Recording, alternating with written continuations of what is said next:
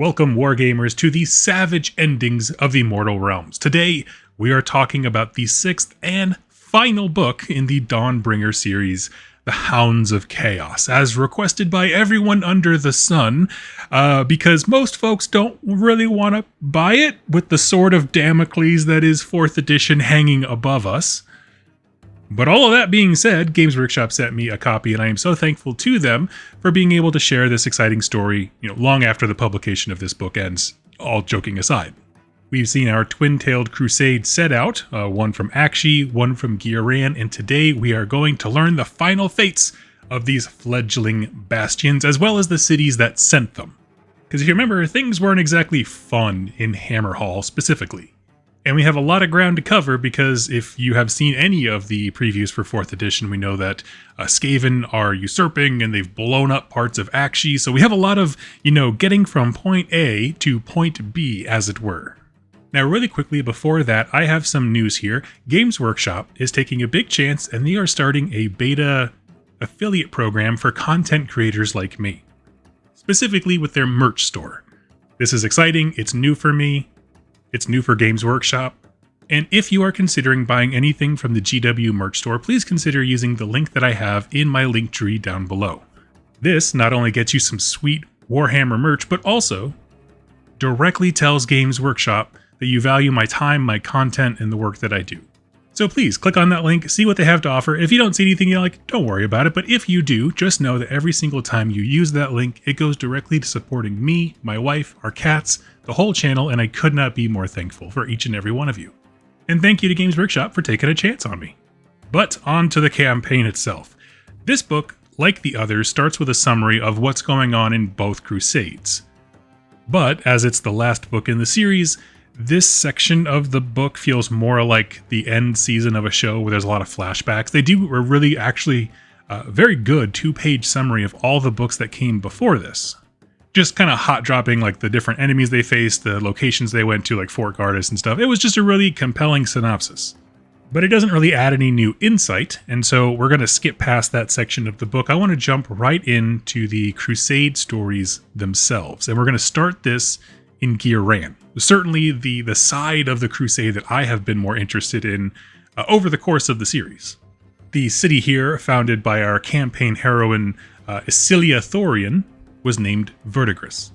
It's built into some very tall, sharp, mountainous structures that act as a natural bunker. And the city construction is coming along at the point of our story. This is maybe a season or two after the events of the last book. And so we get a few insights into how it's coming along, like the mobile defenses on the big metaliths are now in position. There's farming that's starting up, some crude smithing. Like the city is fortifying and preparing itself to be a bastion. But one thing they're having a hard time with, and what I believe will be a defining feature of this city going forward, is the wind. Whatever natural wind tunnel or funnel this mountain valley creates, this is some intensely windy areas. So that's kind of like their geographical thing they have to contend with, which a lot of the cities have. They have some kind of geographical thing that makes it so difficult for them to survive, but it's awesome. And so, knowing that our city is safe for now, let's take an aerial snapshot of the situation in Gioran. Right, Thorian went from being the Grand Marshal of the Crusade to the city commander, of course. She's deeply revered by her troops as an icon, both spiritually and militarily. But she's not doing great. We had talked about in the previous stories, she started to tap into this kind of like earth magic, druidic power that she has throughout the books, and it saved her a couple times. Well, whatever she tapped into, she is now paying the full price for. So from her hand, one of her hands, and then her torso and below, the skin of it has become like a tough bark material. And so it hurts her to move. She's still functional. She kind of hides it. But she is not in a good place. Her city, Verdigris, is fairly well defended, as we said. Although Crethusa, the crone seer of the Daughters of Cain, took her entourage with her and left. There's still plenty of cavalry and defenders to hold the walls, but they are far from complacent. Every single day of this camp is militarizing for the next big chaos attack because they already have indications that their area is not safe. There's Wildercorps scouts patrolling that go missing.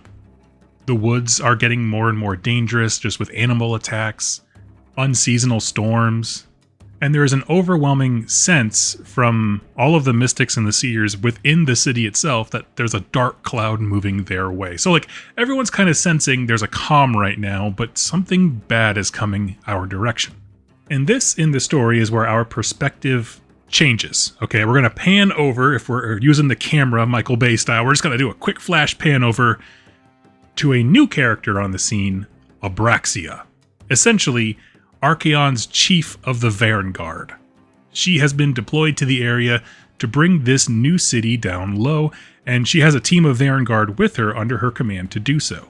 And the scene with her actually opens of her stabbing a steel helm dude with her spear named Gorbolga, but I will admit, as I am reading this book very quickly, it definitely read it as Gabagool. I love that too. And this, as was mentioned more than a few times at the Adepticon preview, is a Varanite-tipped spear. It mutates anything it touches, and while we've heard that said a bunch, the actual written description here is brutal and I love it. Let me read this to you. Let me read what this spear does to people, okay? The steel helm screamed as the accursed lance punched through his gut. It was not until that weapon flashed with unnatural hues, however, that the true horror began. Fanged maws ripped open across the man's body. Tongues wrinkled from his eye sockets, the flesh and muscle of his legs unpeeled from the bone like bloody stalks of grain. The soldier's screams took on a bestial quality as he thrashed against the weapon that pinned him to the ground and racked his flesh with mutative fire.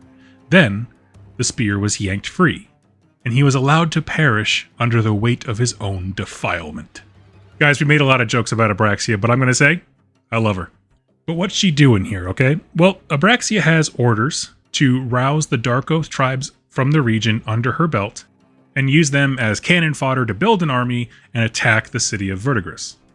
And then basically we'll throw the bodies at them, and then me and my Vanguard will come in for the final kill, penetrate the defenses, and just wipe this place off the map.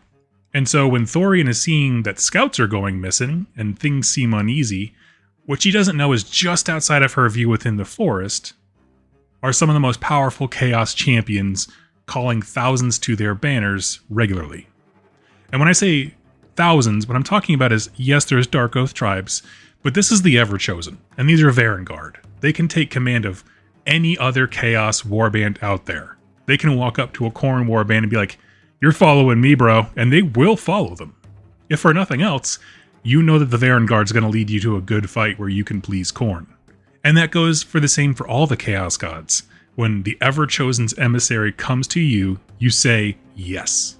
So this is a true Chaos undivided army.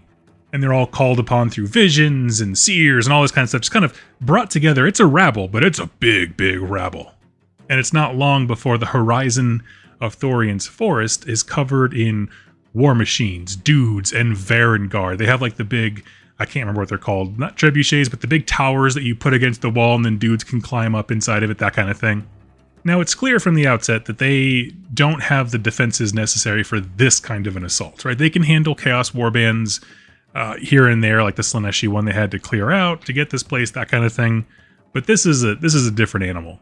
Thorian dispatches her knights as a defensive action, but honestly, it's in vain, and she knows it. Like, the idea was to kind of set the line of engagement far forward. This Chaos army against them is way too big to fight outside the city. Abraxia makes her epic charge. There's a really cool scene where she's hacking and slashing through knights. The same thing, she's mutating them as they go. It's wicked and wild. And it's about here that she makes the call for the final charge towards the gate. That big push where everyone, gets in the siege equipment and advances forward and they rush the walls, they bring the ladders, all that stuff. And right as she's about to do that, a different horn rings out and beats her to it. Except this is not a Slaves to Darkness horn. From the back lines of Abraxia's army, a new fighter enters the battlefield. The Thorns of the Hunter God Kurnothi rejoin the crusade. This is the Evergreen Hunt led by Balthanos, who we already met earlier in this campaign series, and he essentially erupts from the woods and cuts this Chaos horde in half. So like this long river of dudes was coming towards the city, they divide it in half. So now you have the city, half the Chaos army, the Sylvaneth army, and on the far side, the other Chaos army. It's just split. And they're using the patented, Sylvaneth hit and run attacks. There's vines bursting from the grounds to eat dudes or wreck siege equipment. Whole branches just swing down as like tree lords phase in between them. Forest sprites are popping up and going for people's jugulars like a bunch of goblins. And just like I said when the last Balthanos scene happened, these are some of the legitimately coolest Sylvaneth fight scenes that have been written. Because they don't ever have the numbers to outright murder the whole Chaos host. But what Balthanos did was divide the army at the worst moment, when the forward elements were charging just out of reinforcement range. He cut the neck. And Abraxia is at the front, totally left in the lurch between cities of Sigmar and Sylvaneth. And this is kind of where it falls apart. Some of her men continue the charge just like she had planned, because she, was about to give the order. They know what's up. Because they were told, as Varangard, Archaon says he wants the city, so that's the plan. I don't care if Abraxia turns around, she can do whatever she wants. I was told by the boss, and if I do this, the boss will like me more than her. Meanwhile, Abraxia is trying to respond to a changing battlefield, like a leader does. But only some of the Varangard care to listen. And because of that, the attack falters. She gets into a huge fight with Balthanos. It's actually quite cool. And in this fight, she is essentially poisoned by Balthanos. And her Slaves to Darkness army is shattered into disarray, and she makes a tactical retreat. Back at her camp, she uses a seer to ring up Archaon, essentially. And he, very adequately explains his displeasure and notices that there's some kind of curse or poison flowing through her.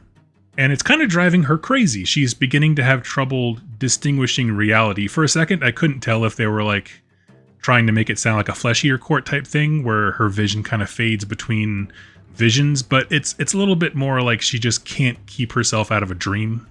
And Archaon says to her, I know how to cure that, actually. I sense that on you, and the cure it's very enigmatic of him. He says, you have to steal fire from the liar gods themselves. You have to basically burn the curse away from you. And Abraxia kind of sits there for a second and thinks, and then she decides on a plan. And our scene kind of closes with her pitching this plan to Archaon. I know you want Verdigris destroyed, but just wait. I will give you one better. And our scene fades to black. Now, why was this cool? I like to end all my videos like this. This honestly was quite a bit of fun to read. It establishes the city a bit, where it's at in its construction. If you ever read Dominion by Darius Hanks, we kind of get a sense of how cities develop from that book. So they're well on their way, a season or two in, as we mentioned. And we do get a little bit of insight into how they've kind of been reeling and healing from the water being poisoned. Everyone's kind of on the mend. And I will be honest, I feel like Abraxia is a really cool character who is so much more than her lore blurb about her spear. Just in this book alone, we are introduced to her in a super metal way. We understand the struggle with authority that all Chaos champions have, right? Each of these Varian Guard is a Chaos Lord in service to Archaon, but some take that as, I will only do what he literally tells me to do, and others are more than willing to play ball because they understand the authority, downline goes through Abraxia.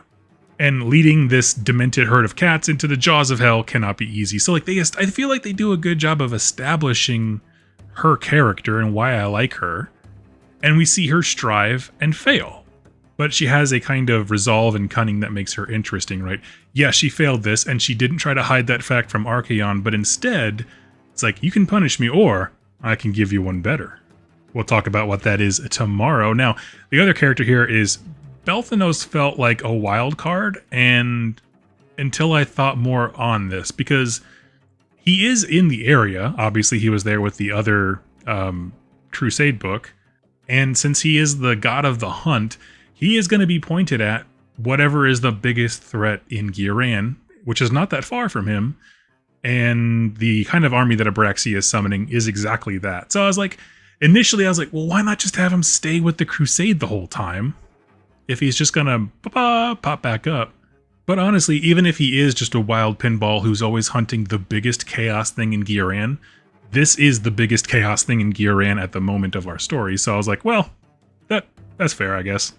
Anyway, friends, I'd like to hear your thoughts down below. To be perfectly honest with you, there wasn't a whole lot of verdigris action in this, and I was a bit perplexed by that.